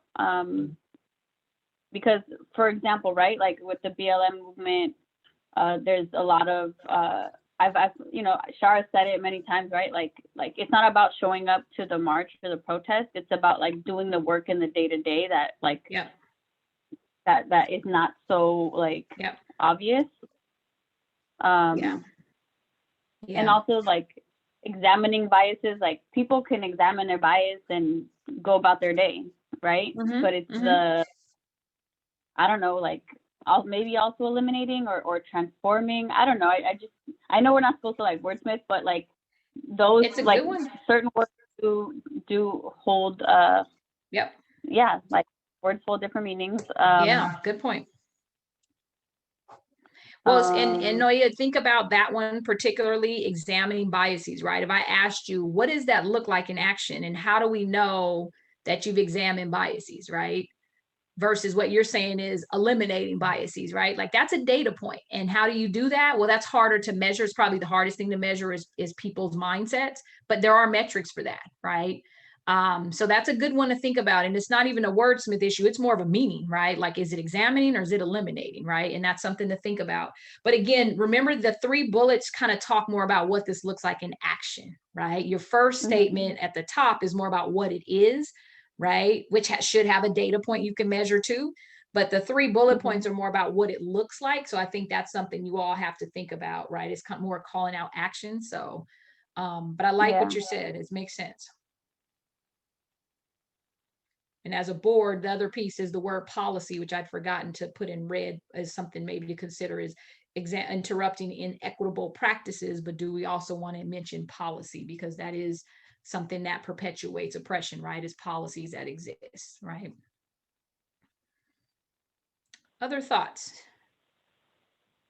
Nicole, I was looking, actually took a picture of one of the slides earlier. So the one where you had equity and education overview. And so I was going down the column where it says what actions create equity. And so I thought that was a good slide to kind of look at the same time as looking at the statement we have.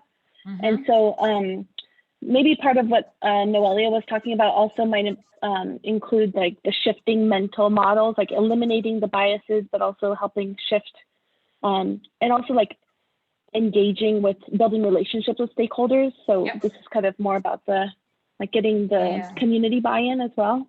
Excellent. Yeah.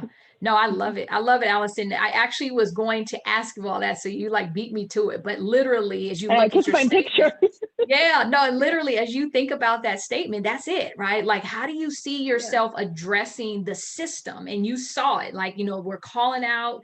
Let me go back to the other slide. But you're calling literally.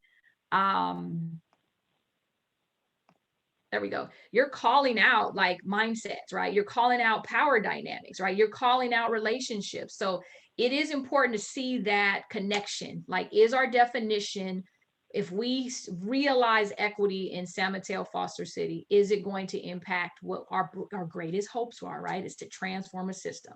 And the water system change article really speaks about transforming systems, right? So it lasts, versus just like changing a policy and it doesn't last, right? So I love that connection you made, and that made me excited because that's it. That's it. Yeah. What about you, Shar? Were you able to jump in? Ken, what about you? Joan, you want to jump in and share any input on the statement before we think about any revisions?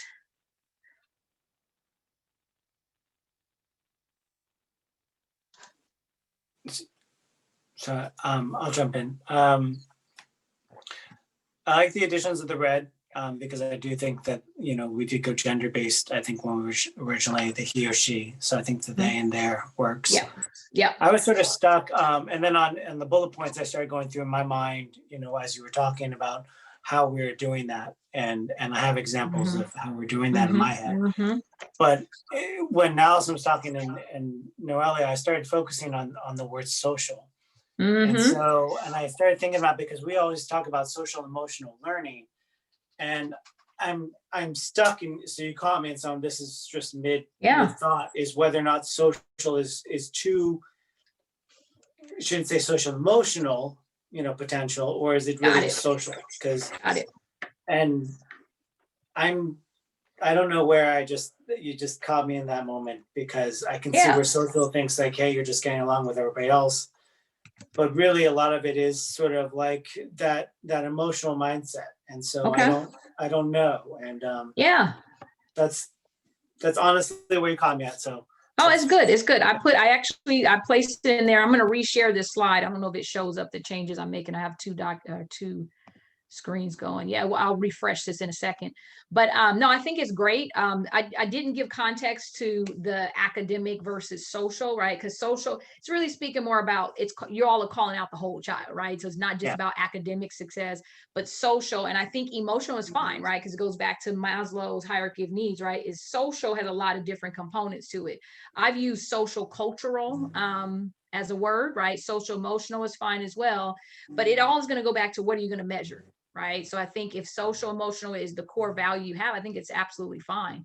And social is really more about who kids are, right? And their kind of way they see themselves. I like to say cultural identity. And so that's multiple aspects of a kid outside of just, you know, their academic space, which is, so I like that idea. And I'm going to try, let me see if I can refresh this. It actually may show up if I refresh it. Let's see. Of course. And I wouldn't say like I'm all for it. It's just like, I mean, you just caught me in that one moment where it's debating. No, it's something to think about. So, I think it's great to think about. So let's see, I'll refresh that. And then I think I got one I want to add for Noelia's too. Okay, so I placed it in there just so you have the visual. And then I got to figure out Noelia's was in here too. All right, keep going. I know Shar had to step away, and I think Joan did too, so I didn't want to not include them. Oh, you're there? Okay, perfect. Yeah, I do think that the more action-oriented it can be, the more direct that influence will be with what we're doing. So as Noelia brought up, examining biases, well, examining and doing what? Now it does, it's saying creating inclusive and multicultural school environments. Right. So I don't know if that's strong enough for our team. And then I know that Lisa talked about our students who are involved in our special education program. I wonder, we seem to be silent, and yet in our equity task force, we spend a great deal of time looking at students who are LGBTQ. Where, you know, we see that, yes, there may not be very many students, but that they really do inordinately have more difficulties. I wonder if something around that should be included. So just action oriented, and maybe also looking at this group of students. So that's got it. Yeah, and Joan, I definitely want to speak to your comment about calling out LGBTQ students as well, because I know the task force has done that. And I think here's the dilemma. Kind of goes back to what we were sharing with Lisa. She mentioned special education. Your equity statement is really going to be your vision on what gaps you want to close, right? And remember, equity is about all kids have needs, but it's specific. And I think this is where you all gonna have to figure out this piece, that first bullet, ensuring equally high outcomes for all participants, right? And all really includes all kids. in our educational system, removing the predictability of success or failures that currently correlate with any social. And I think that's where you're calling out all kids, because LGBTQ students, there is trend data around that, right? About success in schools. There is trend data around students who identify as special education and have special needs. So I think, you know, what you don't want to do is you don't want to be so specific where you put yourself in a place where if as your data reveals what equity gaps you have, you don't want to have to come back and revise your statement again, right? Because the reality is whatever your data is going to really be the driver of your work. But I do want to call out something very clear, right? Is the reason this work even evolved is because you still have some chronic historical inequities that correlate with cultural and racial factors. Right. And so I think if you're not careful to look at, okay, we got to look at the real core of the historical inequities, which actually impact all kids. So I always say to folks, if you work on an equity gap specifically around even race, for example, if you close a racial equity gap, you are going to close a whole lot of other gaps simultaneously. So I want you to keep that in mind, because what we don't want to do also is, I don't want to call it water down the process, but we want to be very clear about, we are about interrupting these predictable success and failure rates. And those are very clear when you look at ethnicity, right? So if you can tackle that kind of big beast, then you'll be able to tackle the things that impact kids based on what you mentioned, Joan, is the small groups of kids, but not saying that they don't matter, right? Because that's really important. So that's going to be something you have to wrestle with when you look at your data, which is going to be, I think, a big piece of your work. So I'm glad you brought that up, but I do want you to see that you all did kind of call out those groups, but once you start calling out one group, you're going to end up having a laundry list. And what you don't want to do is have a statement you can't remember, right? So, or put yourself in a box. Yeah. Thank you Yeah. for clarifying that. Thank you. It's a hard one. Yeah. Lots of folks wrestle with that, but it's about your data. So I think as a board, you know, you're going to have to, you know, wrestle with what are you going to really narrow your focus on? And that's where we go back to what the role of the task force is, right? Is to really help unpack that data and look at how do we address. So other thoughts, I know Shara was taking care of baby, so I didn't want to interrupt, but I'm here. any other, oh, there you are. Yep. I had to open my I'm screen here, back but up. I don't really have anything that hasn't been shared already. So, okay. Yep. Got it. Yeah. And again, this is a great statement that you all have adopted, you know, was obviously adapted from National Equity Project. So there's been a lot of research and time and energy put into this. So I think it's a great one to start with. And so what I wanted to ask you all is based on the words in red, right? Do any of those need to not be added in here? Do you disagree with any of those revisions? And again, they need to be, you know, created where they make sense, obviously grammatically, but I want to just make sure those words, we can add them in, we can change them, but anything that doesn't stick out.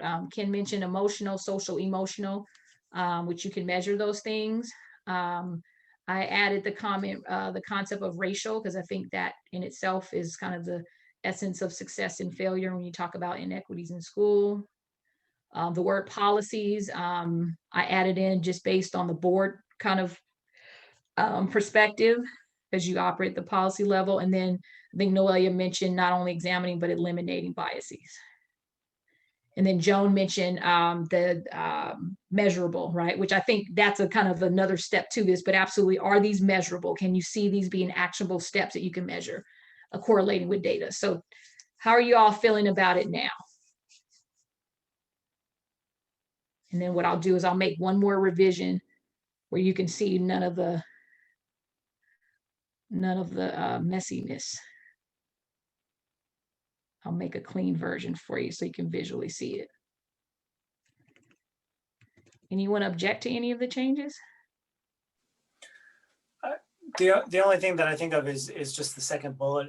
To me, it's interrupting inequitable policies and practices, and then examining. But because otherwise, I mean, I don't want to reword it, but that to me it feels like practices is sort of left out. So okay, yep, I got a change I just made. Let me I'll show that in a sec. Okay, so what about, how does this sound? Like interrupting policies and practices while examining biases and eliminating biases to create an inclusive multicultural school environment for adults and students. Does that make sense? to me, yes. Okay. Okay, I'm saying it, but I'm going to put it in writing because I know I'm a visual person, so I want to make sure y'all can see it.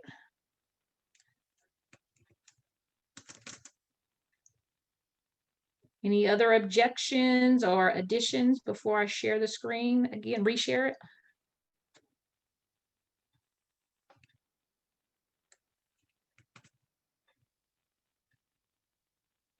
Because once you say yes, then you got to live with this forever. No.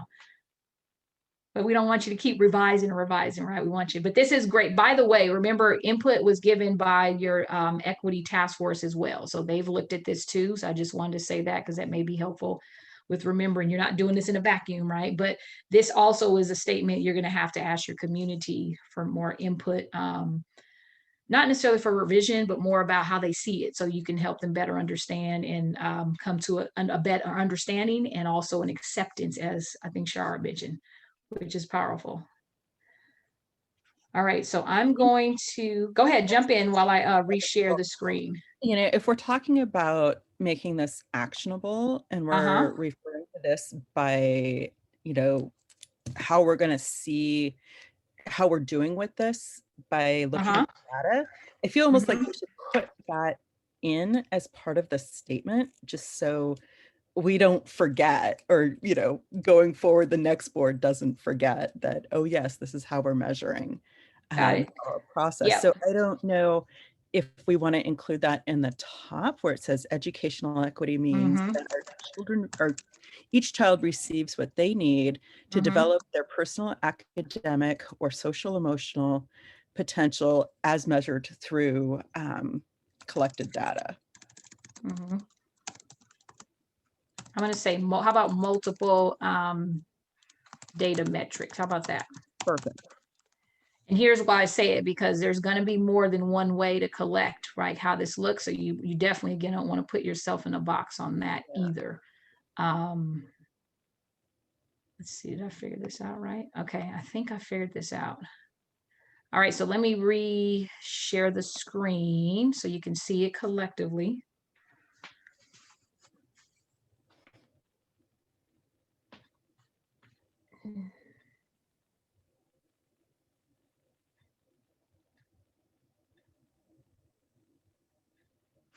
And I made a boo-boo. I got to take the S off the needs.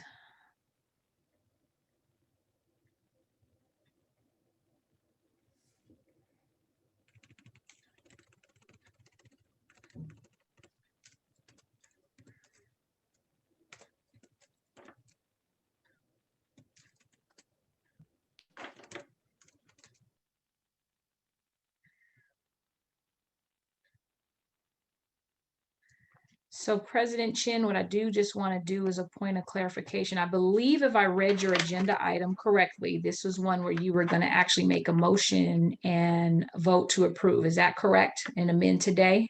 Just want to double check to make sure I give time for that, or if you agendize that for a future session, but just want to double check from my understanding.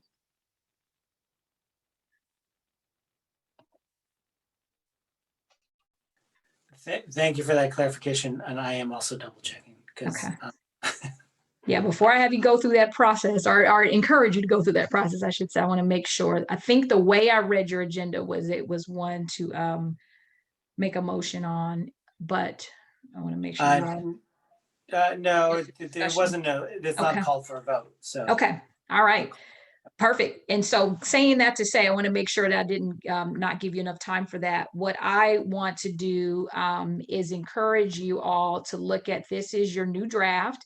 And let me just refresh it one last time, because there was one small typo with the word need versus needs.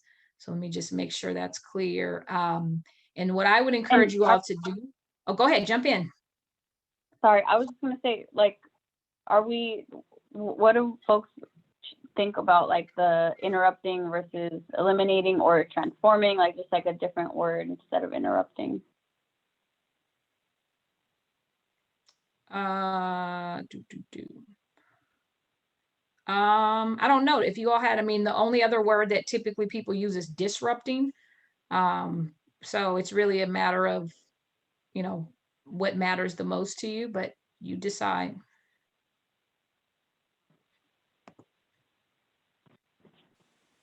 I'll chime in. I do think like there is a sort of like, okay, now what, right? If you're interrupting the policy practices, so you're just interrupting it, right? But I would agree with Trustee Corzo that it's more about like, what are you doing about it? Yeah. Sort of thing, right?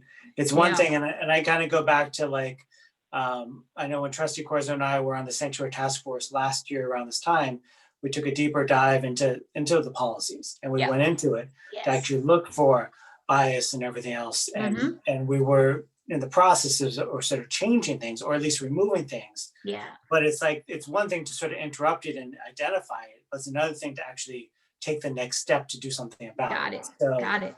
Okay. I'm kind of in agreement with Trustee Corzo, where I feel like interrupting is one thing, but it's just like one step. You know. Right. So here's what I would tell you all, you know, before you go too deep into the wording, is that the word interrupting, like if you took that word and you define, like, what does that look like in action? Interrupting could be examining it, right? It could be going through and reviewing, changing, adopting new policy. But remember, this is beyond just the board. If you want your community to look at this, like, what is the role of the community? They don't adopt policy, right? The community may not even examine policy, but then that, even going back to that word of biases, right? So that, depending on who we're referring to, like, that's where you want to try not to go so technical that now you kind of like, people don't see where they fit in this, right? Because remember, this is beyond just the board. This is your statement, this is your vision, but how it lands in the community in the schools may look very different. So sometimes I encourage people to stay with a broad word, right? Instead of going too deep, because it looks different. So interrupting could be me as a student in a classroom questioning the grading policy, right? It could be that. It could be me as a student, or I'm sorry, as a teacher saying, you know what, I don't have the power to change the grading policy, but I do have the influence to change how I measure success for my kids in class. I can allow kids to be empowered to be a part of the decision making, and they do self-assessments for grades. You see, so I think interrupting kind of has a lot of meanings to it. And it really depends on, you know, who this is applying to. So that's why I say I like the word, but if you go too deep, then you kind of start to go into, I call it the weeds, where it's going to be harder. And then if that doesn't happen, right, like then you're saying your metrics for, you know, seeing equity looks very different, because remember, this is a journey. So when you're talking about historic inequities, if you're interrupting, right, what that looks like could be very different. So that's where I like the vision that National Equity Project had, where they didn't go too deep into it. But you do, again, you have to own this. So I love what you're discussing. I don't want to say it's wrong, but I definitely want to say it's something to think about. Those are excellent points, Nicole. And I'm just looking at the time, and I think let's just move in, because I know we have a lot to get to.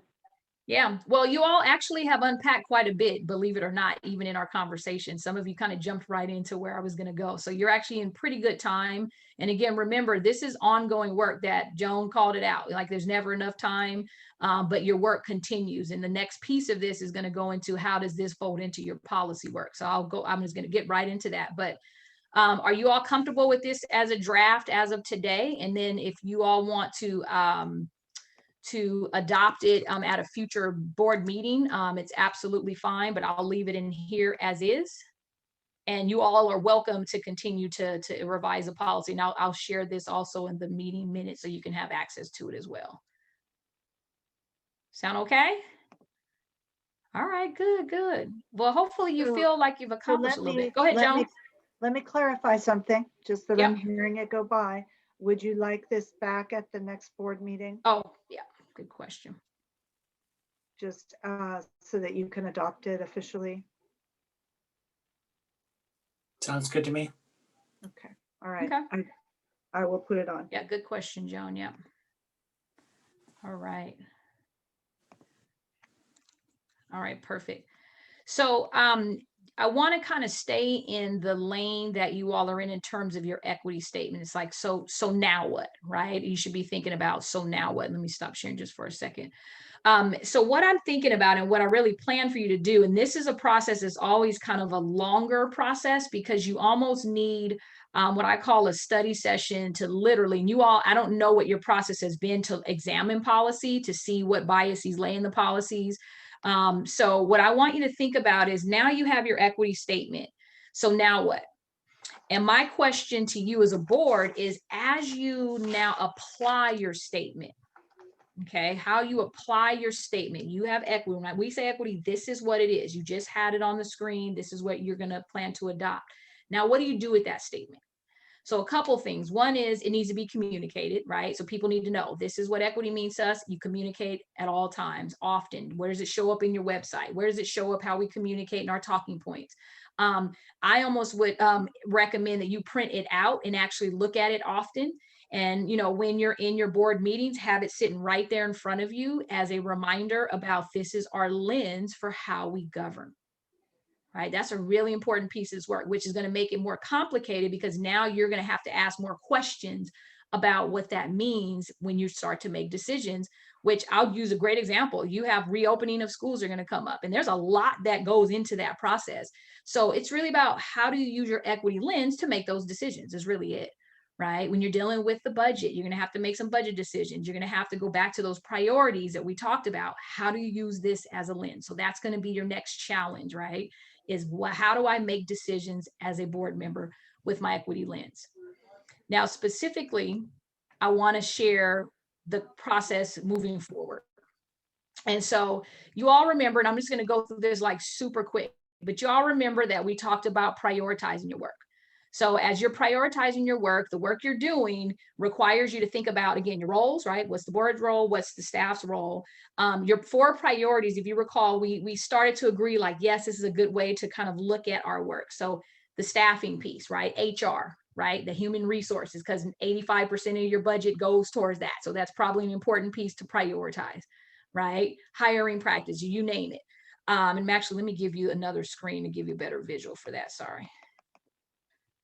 There, back up one. There it is.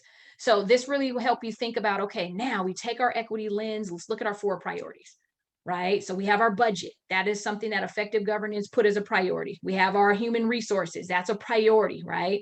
You have actually policy around personnel, right? You are create the framework, the vision for how hiring happens. You don't necessarily hire the person, but you absolutely create the framework and the vision for hiring. School safety is a big piece. You all have the SRO resolution. You all have kind of the discipline piece that bubbles to the top, the social emotional piece. All of those are pieces that fall into school climate, very important. And then obviously, you know, you're in the business to educate kids. So teaching and learning, curriculum instruction, those are that's another priority. So as you envision your work moving forward, I want you to think about what is going to guide our governance with an equity lens. Our statement. We prioritize our work, so we're going to continue to do that. And I mentioned that you're probably going to need study sessions for each of these 4 priorities to ensure you all understand what they are, and also you understand how you're going to govern through policy to impact this. So that's one piece. The other is taking your equity lens and looking at the questions you're going to ask. Because remember, you're policymakers, so you don't get to do the work, right? You get to evaluate the work. So it's always going to show up in your questions. So having your equity statement with you, having your questions kind of next to you as what are those key things that we want to ask not only our superintendent, but the staff, right? And we create a culture around the questions we're going to ask so that there's very much an aligned way of doing this work. So here's a couple of questions that come up as examples I've shared, right? So how are we prioritizing? How do we prioritize our priorities in terms of aligning them with LCAP? Right? So where do they show up for LCAP? Because you still are responsible for implementation of that. That's still an accountability metric. How does this practice? So there's going to be some things that are reported to you from the staff about here's what we're doing. So your questions as a board, how does this align with our equity statement? How does it align with our policy? And policy is going to be that other piece that we're going to show in a second to make sure you look at where are you going now in your work around policy. What data? So this is, again, another question. What data do we need to have, or do we need to identify the equity gaps that show up in these particular priorities? So do you even know where equity is not happening? Where's your statement not laying out in budget? So those are going to be requiring you to ask those questions. I heard earlier, how are you going to measure the impact of this? Okay, that's a big piece. How are you going to measure the impact? So what data is you still need? What are the barriers in the way? Those are great questions for the staff. What is it you need support with so we can support as well? What are the barriers? And then most critically, how are you communicating and outreaching to your diverse stakeholders with respect to each of these? Because again, these all impact a diverse group of people. Some of them, and a lot of them, may be not receiving or being supported through equity. So these are those questions you want to keep thinking about. And there may be additional questions you want to write down. So as a board member, you got your equity statement, you got key questions that you always want to ask to keep equity in the forefront of your work. Okay, because you ask questions. You should, as board members, you should ask questions, but asking with purpose and in alignment with our priorities. Very important piece of this work. Okay, so question for you, kind of in thinking about, closing out. What policy guides our equity-driven governance work? And so if I'm not mistaken, I think you have several policies that have equity implications. You have an equity resolution, you have an equity statement, but do you have an equity policy that you utilize to drive your work? Okay, and that's the big piece, because every decision you make, the timelines you have, it should all be driven by policy. So my question to you, and I'm going to actually show the example of the CSBA policy. I believe you all haven't officially adopted an equity policy, correct? You have equity resolution, you have several policies around equity, but as Actually, an actual we may have. I'm going back to look at our policy right now. But go ahead. I'm Yeah. And here's why I asked Joan, and I think this is, this was not today. I didn't want to go too deep into this, but this is where you're going to have to think about when we make decisions as a team, our equity policy, which actually has our statement embedded in it. So even whatever policy you have, it needs to have your statement in it. Like, this is what equity means. It should have those metrics, right, of how are we going to determine where equity is happening. And then also in your policy, the different, you have other policies around human resources. You have policies around homeless students. You probably have policies around school discipline. All of those policies that have equity implications should really show up in your equity policy. And so the example that CSBA uses, which I can pull it up too, John, I just want to use it more of an example for them to see, is that the point of it is you have to have an equity policy that's going to be your guide for all of your work, right? And that's the question. What is that doctrine that has everything that you actually are about right in front of you? Here's how we govern. Any decision we make, pull out the policy. Any questions we have, pull out the policy. So you see where I'm going? And this is going to be important because moving forward, your work's going to get more complex because you're about to reopen schools, which brings another amount of challenge. How do you stay focused in the midst of all that you're about to do with equity as a forefront? Your equity statement is in your policy. Your plan is embedded in your policy. Okay, so I want to ask you, as you're making decisions, how is equity at the forefront? Just a question for you. Just speak your truth, because I think many boards don't necessarily have this as a process yet, right? A full process. But every time you make decisions, how do you do that with an equity lens? Just give me some examples. So I did, while you're thinking, we did just recently go through a CSBA review of all of our policies, and we do have an equity policy. Now, we may want to revisit it. I'm not saying that, but we do have something as a starting point online. Yeah, that's perfect. So my question is, you have an equity policy, like you all know you have an equity policy. And see, even that, like, you have a lot of policies, right? I know you don't know them all off the top of your head, but the one thing you should know is I have an equity policy as a board member, and this is my guide. Yeah.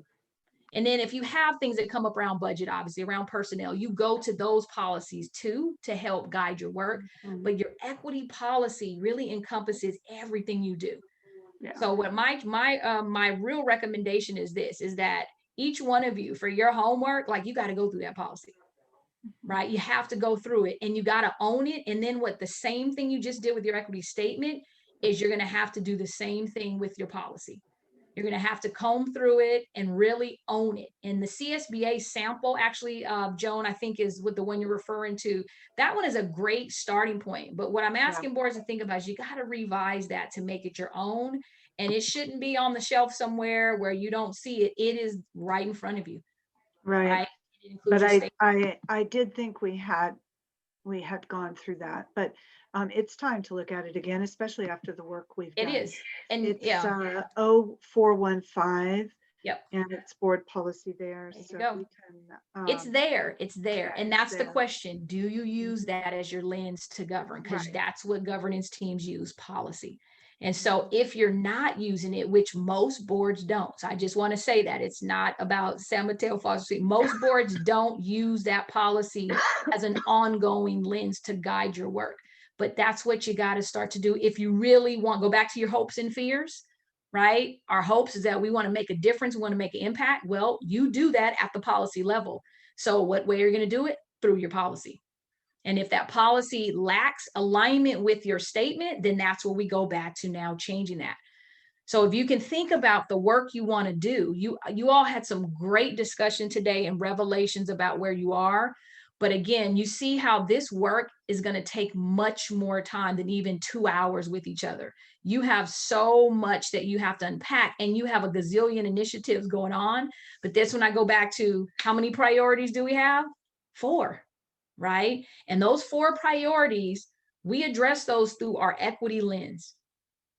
And that's the commitment that I'm going to ask you all to kind of verbally make today to each other, right? Is that we're going to prioritize our work, and we're going to do that with an equity lens. And now with intentionality, we got a statement, you have a policy, but the policy is not owned yet, right? So this is where we start.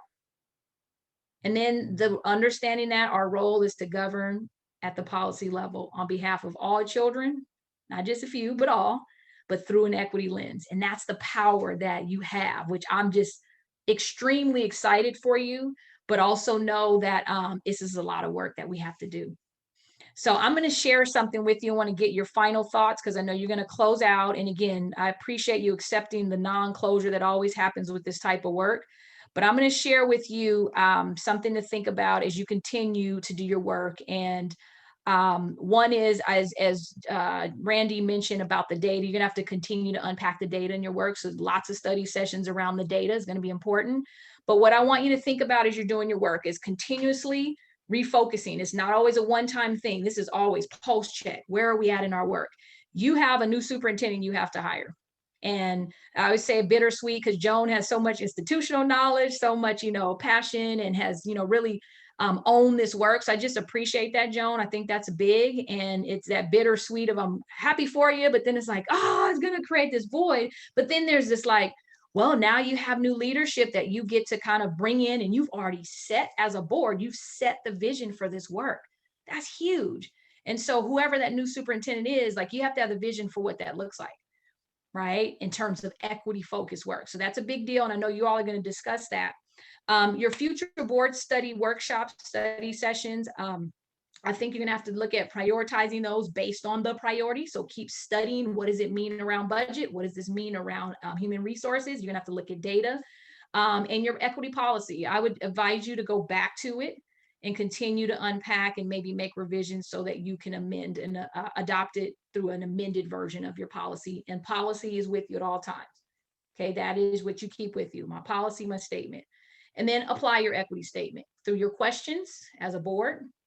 Okay. And through everything that you're doing, it always was with an equity lens. And then ultimately, at the end of this year, you're going to start to look at how do we measure the impact of the work we've been doing? And that's going to be through the data, which the staff will probably help you look through. The task force will help you go through.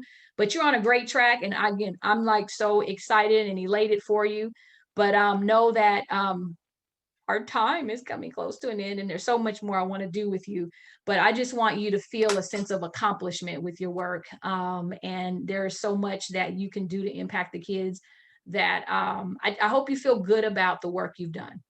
Right. I know sometimes it feels daunting, but you are in a historical, unprecedented space where board members do not intentionally address equity in education. And I know you're seeing your roles as that. That's big. It's huge. That's a huge mental model that's needed for board. So, I'm gonna brag about you. I'm gonna continue to push you to keep thinking about leading as equity leaders. But with that, I'm here for you. We're gonna continue to do professional learning, continue to work with the task force, and we'll always be here to support the board. So thank you for the time. Any closing thoughts, President Chin, or questions? I'll hang out. If you want, I can even hang out and listen to your next piece of your board meeting if you like. I'm not sure if that was you have a closed set. Actually, you're doing closed session, huh? No. No, it's open. Okay. Yeah. No, it's a regular session, but it is another Zoom.